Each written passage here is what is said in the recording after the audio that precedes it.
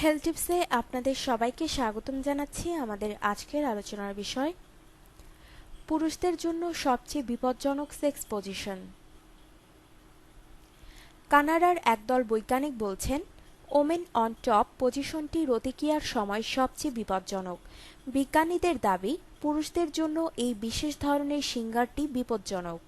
পরিসংখ্যান দেখিয়ে গবেষকরা বলছেন এই পজিশনেই বেডরুমে পুরুষাঙ্গের উপর আঘাতজনিত সমস্যার ঘটনা সবচেয়ে বেশিবার ঘটেছে।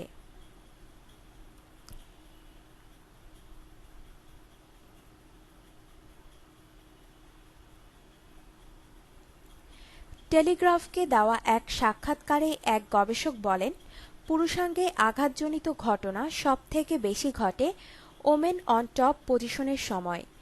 এক্ষেত্রে সঙ্গিনী পুরুষের উপরের দিকে থাকেন।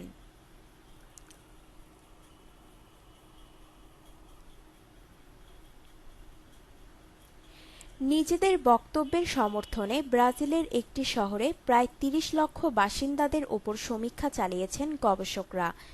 দেখা গিয়েছে সর্বোচ্চ ১৩ বছর পরেও একজন পুরুষ নিজের পুরুষাঙ্গের ফ্র্যাকচার নিয়ে হাসপাতালে ভর্তি হয়েছেন, যাদের মধ্যে অর্ধেকের বয়স ৩৪ বছরের নিচে।